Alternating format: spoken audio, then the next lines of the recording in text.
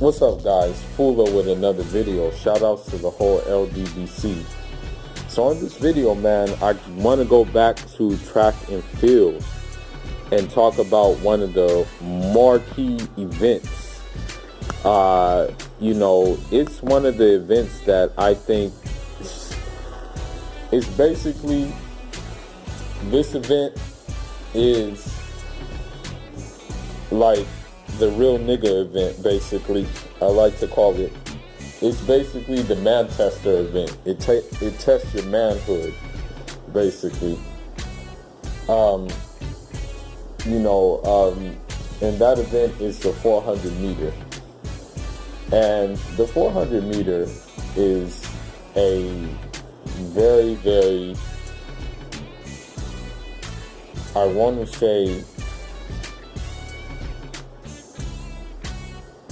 honestly, to describe the 400 meter race, it would be like, I don't know, man.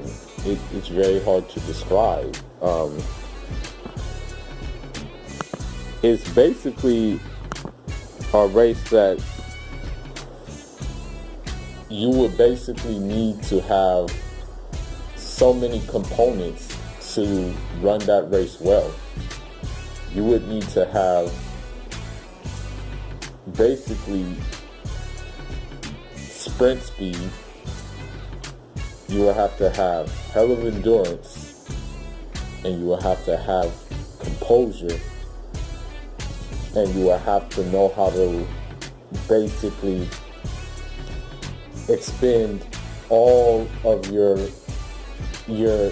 energy across the track, which is very, very difficult, because what you may see in 400 meters is someone may get out too fast and then they'll fade towards the later part of the race. Some people may get out not fast enough and they have too much ground to gain when it comes to the time to finish. And to actually run a 400 meter successfully, it's very, as I said before, expending your energy selectively across the track to run it fast is very, very difficult. Like, to do something like that is very, very hard to do. I'm telling you right now. It takes a very special athlete to do it right. Me personally, I sometimes run it like, it's something that's good to keep your wind up and keep you strong and whatnot. For some crazy reason, because usually, track athletes and boxers have a little bit of craziness to them most of the time. I like the 400 meters with the hurdles, 400 meter hurdles. Those are the ones I like. Now, since we are talking about it, I might as well throw in a little bit of a 400 meter hurdle, but that video will be a separate video altogether. But unlike the open 400 meters, the 400 meter hurdles, your steps never change, really. When you run 400 meter hurdles, usually you're in between 15 or 13 steps in between each hurdle. Whereas open 400 meters can vary, Now, let's go ahead and talk about some of the, the pioneers of the event, The one that really sticks out to me, because he did both of them. he did the a very difficult Olympic double that I don't think anybody can really imitate or do again, I should say, is Alberto Wantarena. And the reason why Alberto Wantarena is one of the guys who sticks out to me in the 400 meters is because, like, they called him basically, I want to say they called him El Caballo. And they called him El Caballo because of the fact that, you know, in Spanish, El Caballo means horse. And when you watch him run, man, it looks like he's just like galloping down the track. Like, he has this massive stride. Like, I mean, he covers so much ground. Like, his body was custom made for 400 meter running, basically. But not only did he run 400 meters, he also went ahead and won the 800 meters. He actually won the 800 meters as well, like in the same Olympics, you know. And this is very, very difficult, man. He ran his best time in the 400 meters was 44:26, which is fast as hell. You know, so in the 1976 Olympics, he did that double. You know, he did. This is a very hard double to do. You know, I mean, this is very, very crazy. You know, and he's the only guy to do this, man. He's the only guy to double up in the 400 and 800 meter and actually win that thing. You know, that takes a special athlete, you know. And we gotta say it's that Cuban system, man. The Cuban system is like very, very proven, man. Now, another 400 meter runner of the past that, you know, comes to mind for me is, you know, I gotta look out for my my fellow African cohort, and he kind of came out of nowhere, you know, and did this. And you have a lot of, like, in the Olympics, you had a lot of, like, you had a lot of like Africans who would run the 400 meters, and they would actually, you know, qualify and advance in the Olympics. You had, you know, runners from Nigeria who were very skilled in the event. You had, you know, runners from, I want to say, you had runners from Ghana as well who went ahead and took the charge of the event, you know.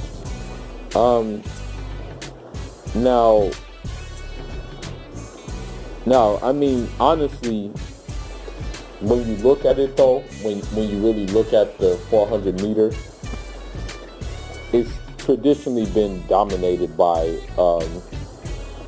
American athletes. You had Thomas Burke, you had Maxie Long, you had Harry Hiltman, Frank Waller, Herman Grohlman, you had Chris Redpath, you had Bill Carr, Ben Eastman, you had guys like Archie Williams, you had guys like Lee Evans, you had guys like Steve Lewis, Quincy Watts, and now one of the ones that you have that I'm going to talk about after I talk about the African is you had Michael Johnson, but we'll get to him soon. But I want to talk about an Ivorian athlete who just kind of came out of nowhere and actually medaled in Olympics in 1984. You know, he medaled in Los Angeles in silver. You know, and that was the first like medal for an Ivorian in the 400 meters in the Olympics too. This is a pretty impressive feat. And at the time, of course, he was the African record holder, and his best time was 44:30. But unfortunately, he passed before his time. He passed like when he was only 29 years old.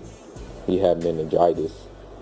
But the legacy, he kind of paved the way for other Africans to kind of like test the water in the 400 meter run. Now, let's get to Michael Johnson. Now, Michael Johnson's way of running the 400 meters was a little bit different from the rest of the guys because of the simple fact that, usually what they say about 400 meters is that you have to have an open stride when you're running.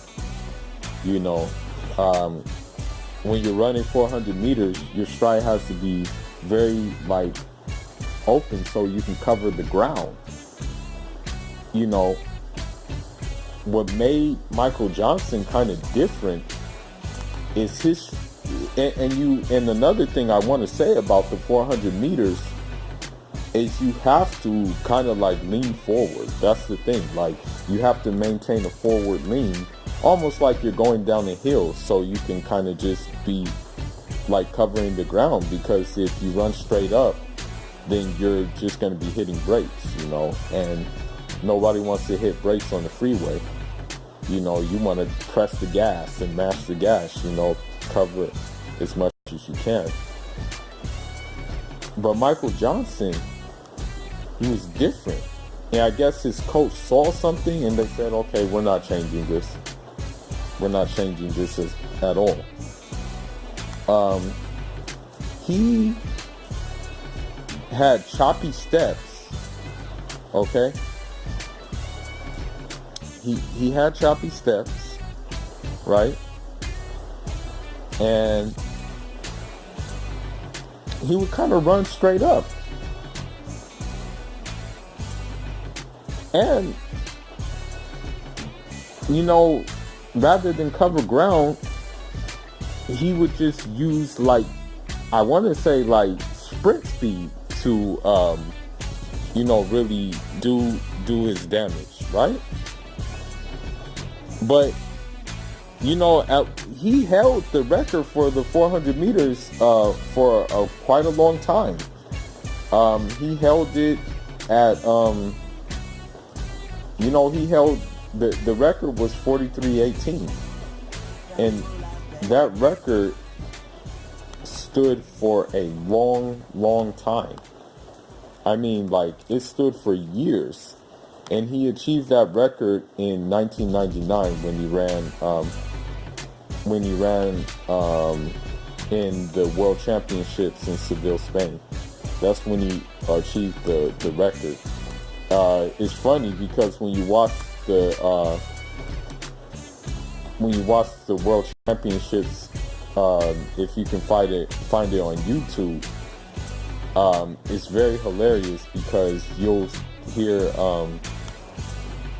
if you can find the Japanese, commentary of it, the Japanese commentators go crazy. Like, I mean, they really go crazy. I mean, even more so than I want to say,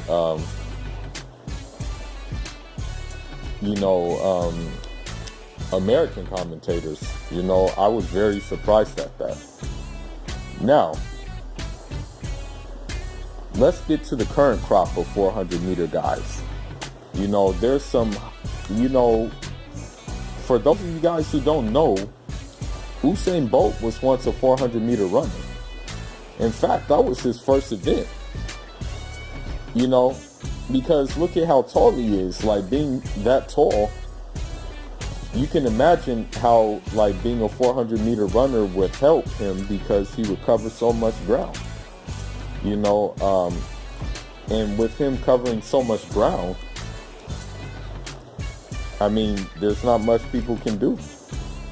But eventually he just decided to run 400 meters like, I guess, like preseason.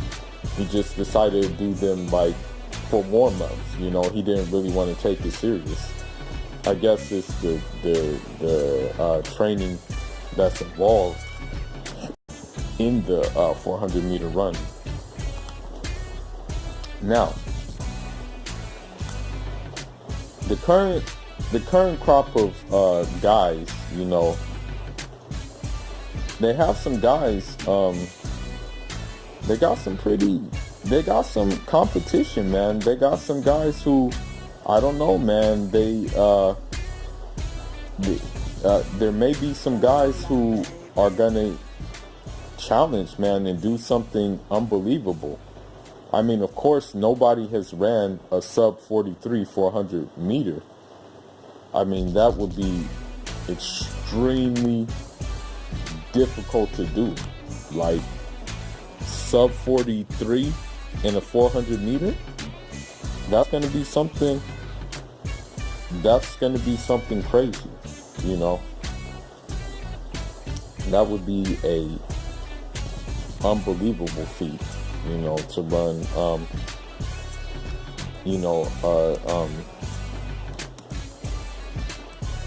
that, you know, that fast, you know, because here's the thing about the 400 meter running. You know, the 400 meter run, people think, like, some people like confuse it with middle distance and stuff like that, but no, it's a sprint. You're going, you know, you're booking it, okay? You really are booking it in a 400 meter run. But you're not booking it in an explosive way, like, say, a 100 meter run. You're not booking it in like that kind of like just, I want to say, like that kind of sudden burst of explosion. You're booking it in a, how can I like compare it?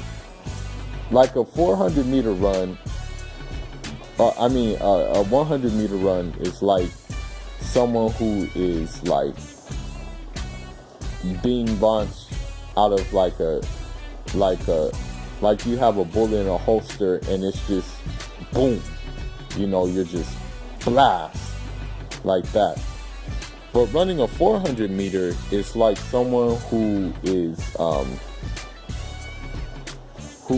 like I want to say it's like a guided missile, because of the simple fact a guided missile is still going fast, but it's going fast over time. You know, it's going fast over a certain period of time, you know, until it finally reaches its target. So, yeah. Now, the current crop of guys that I look at, you know, who I like, there's of course the guy who holds the record right now in the 400 meters, Wade Van Niekerk, and he ran 43:03. So that's why I said, what if someone can go sub 43? That would be crazy. There's another guy named Steve Gardner from the Bahamas. He looks like he's going to be a guy to look out for when this track season starts and the Diamond League starts. And then my favorite guy, just because of his style and how he makes it look when he runs, is Kirani James. The thing is, man, Kirani James, it does not look like he is running fast when you watch him run the 400 meters, but he is booking it, okay? But that guy makes it look so smooth, so effortlessly, but I like it, you know? Like, he has quiet speed, basically. it's like it doesn't look like he's running fast, but you look at the time and it's like, dang, where did that come from? You know what I mean? So that is my favorite. Out of the current crop of guys right now, my favorite guy is Kirani James. You know, not only does he run fast, but the style in which he runs just makes it's like a good style to watch, because you know, too often, like, many athletes think that by tensing up and things like that, you're gonna run fast, but you're wrong. You're just gonna slow down more, basically. So he's like the poster boy for being a loose, relaxed guy. When you look at his face, it looks like when he's running the 400 meters, when you look at his like face, is just totally poker and chill. It doesn't look like he's like straining at all. So this is what I like. So I mean, as it stands right now, you have a couple of dudes in America who are gunners. Like, you have Michael Norman, who looks like he's going to be the goods. You have guys like, I think there's this guy named, I want to say, like, his name is like Cherry or something like that. Like, there's one guy, I think, I'm trying to think of his name, but I think it's like Cherry, I believe. And he looks like he may challenge for 400 meters as well. But I think, like, a crop of the 400 meter talent, man, right now is in the Caribbean, man. Because you got guys like you got a couple of cats from Jamaica coming up, and you got guys from Trinidad and Tobago coming up running fast times, and you got guys from even like I want to say you have guys, another crop of guys coming from the Bahamas as well, who are still running fast, you know. So you know, on the women's side, I don't want to really talk about I don't really want to talk about too much about the women's side, but you have a crop of women who are you know, very talented. You have one woman who's actually, she's Nigerian, but she competes for Bahrain. Her name is Salwa Ed Nasser, and she's pretty fast. You have another one, I believe, from the Bahamas as well. She's tall, powerful runner. Her name is Shantae Little, I believe. You have, you know, someone who's been dominating it and is the most decorated, I would say, 400 meter female Olympian of the time, and that's Allyson Felix. And you know, she's probably going to come back because she, you know, had a kid. So she'll probably be back in the mix, you know, sooner than later. And as far as the women goes, like, those are the only ones who I can think of that come to mind right away, you know. But yeah, that's all I got for now, guys. I just wanted to follow up with my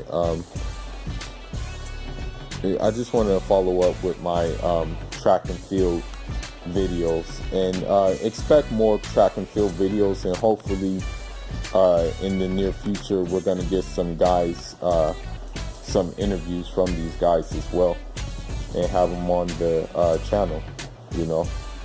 That's all I got for now, guys. Njara.